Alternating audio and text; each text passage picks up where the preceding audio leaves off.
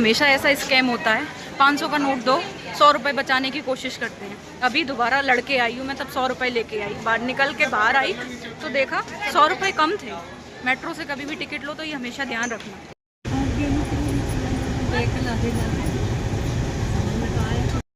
Hello, कैसे हो आप सभी। आई होप आप सभी अच्छे होंगे।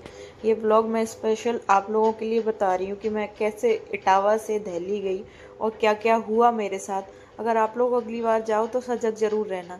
मैं यहाँ पे स्टेशन पे थी, इटावा वाले स्टेशन पे, और मैं बहुत खुश थी, आराम से ट्रेन का वेट कर रही थी और दिल्ली के बारे में सोच रही थी कि कैसा। वैसे मैं दिल्ली पहले जा चुकी हूँ और मैं किसी काम से अभी जा रही हूँ, अचानक से जाना पड़ रहा है। ये खुशी में थोड़ी सी वीडियो की वजह से खुश हो रही थी कि चलो थोड़ा सा खुश हो लेते हैं, बहुत दिनों बाद तो आज थोड़ा मन हुआ कि कहीं बाहर चलो, जा ही रहे हैं तो थोड़ा खुश होके ही जा लें। और ऐसा आप लोगों को भी करना चाहिए। यहाँ पे मैं ट्रेन का वेट कर रही थी, ये पहली ट्रेन आई वंदे भारत। इसको मैंने पहली बार देखा था जब से ये ट्रेन बनी हुई है, मतलब अभी बनी है कुछ 1-2 महीने पहले। तो मैं उसको देखने के बाद मुझे लगा यही मेरी ट्रेन है। मुझे नहीं पता था क्योंकि मेरी फ्रेंड ने टिकट ले लिया था। तो फिर मेरी ट्रेन बाद में मुझे पता चल चुकी थी कि वो गोमती एक्सप्रेस है।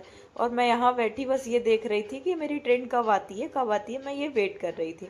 इतने में ऐसा होता है कि दूसरी ट्रेन फिर आती है। फिर मैं अपनी फ्रेंड से पूछती हूँ कि क्या अब मेरी यही ट्रेन है अपनी। वो बोलती है नहीं, ये वाली नहीं है। बट इस बीच मैं आराम से अपना वीडियो बनाती रही और ट्रेन आती रही। बट मैं ये देखती रही कि इस बीच में एक दीदी आती हैं जो ग्रुप डी की होती हैं। तो मैंने देखा कि ग्रुप डी में कौन सी जॉब होती है। तो मैंने उन दीदी को देखा और मुझे सच में ऐसा लगा कि हम लोग जॉब के लिए कितना कुछ करते हैं। मतलब ये दीदी जो थी वो ट्रेन के नीचे एक हैंकी से तार खींच खींच के देख रही थी। इतना ऐसा लग रहा था कि इतना पढ़ने के बाद ग्रुप डी की कितनी मेरिट जाती है। उसके बाद जब हम ट्रेन में जैसे तैसे चढ़ गए, ये जनरल डब्बा था, और जनरल नहीं, ये स्लीपर था। और स्लीपर की ये कंडीशन थी, मतलब हमारी इंडियन रेलवे की जो हालत है वो इस वीडियो में आप लोग देख सकते हो क्या कितनी बुरी हालत है। मैं इतनी दबी हुई खड़ी थी, और जो लोग सीट ले लेते हैं उनको तो ऐसा लगता है कि जैसे वो उनकी ही सीट है। मैं सीट के पीछे खड़ी थी। आप लोगों ने देखा होगा कि जो स्लीपर होती है उसके सीट के पीछे किनारे पे गेट के पास में थोड़ी जगह होती है। इस बीच में ये एक अंकल आए जिनको देखने के बाद मुझे बहुत बुरा लगा। इनका हाथ भी नहीं था और वो इतनी भीड़ में मशक्कत करके आगे जा रहे थे। मुझे ऐसा लग रहा था कि कितना दुख है दुनिया में यार। फिर मैं ये ट्रेन से यहाँ पे उतर गई, बट इतनी ट्रेन में बुरी हालत हो चुकी थी हमारी कि हम रास्ते में ज़मीन पर ही बैठ गए थे। मतलब हमें चला भी नहीं जा रहा था। हमें ऐसा लग रहा था कि जनरल से वो इस करने के बाद आप लोग देख रहे होंगे यहाँ पे हम लोग कैसे बैठे हुए हैं, ज़मीन पे बैठ गए थे हाथ मुंह धो के। आधा घंटे के बाद हम मेट्रो में चढ़े हैं।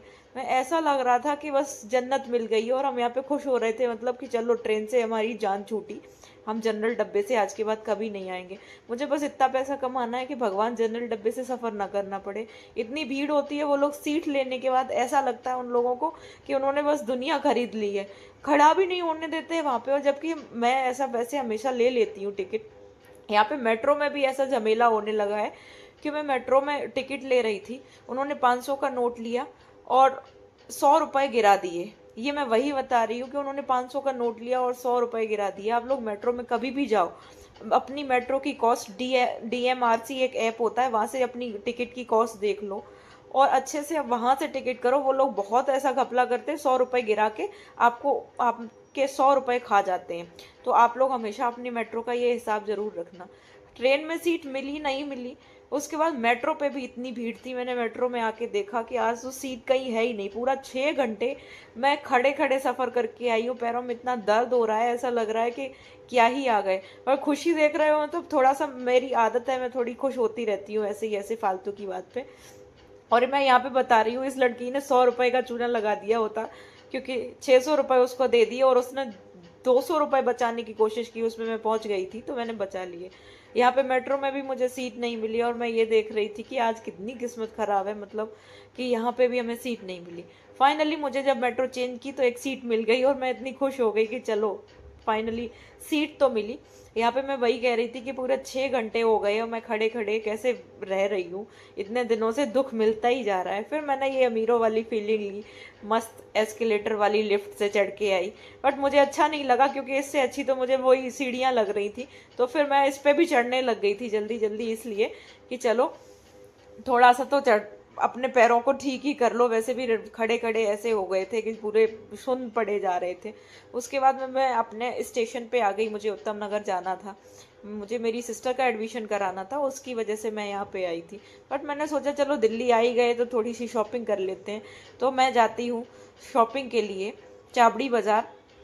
इस बाज़ार में इतने सस्ते सस्ते कपड़े थे, इतना चीप चीप प्राइस में चल रहा था कि समझ नहीं सकते। हम ऑनलाइन ऑर्डर करते हैं या घर पे भी करते हैं, और हम लड़कियों की आदत भी होती है कि शॉपिंग से थोड़ी खुशी मिलती है मन को। हमारे लिए सबसे ज़्यादा खुशी वाली जो चीज़ होती है वो सिर्फ शॉपिंग होती है। तो हमने यहाँ से थोड़ी सी शॉपिंग की, थोड़ी सी शॉपिंग करने के बाद हम अपने घर पे आए। बस मैंने ज़्यादा कपड़े नहीं लिए क्योंकि हमारे पास इतने पैसे भी नहीं थे, और हम थोड़े से कपड़े लेके घर आ गए। तो ये था इटावा टू दिल्ली ब्लॉग। अगर आपको ब्लॉग अच्छा लगा हो तो चैनल को लाइक शेयर एंड सब्सक्राइब करना। आई होप आपने भी बहुत मजे किए होंगे। इसमें मैंने प्रॉपर दिखाने की कोशिश की है कि इटावा से मैं कैसे शुरू हुई थी और यहाँ पे आके कैसे चीज़ें चेंज हुई।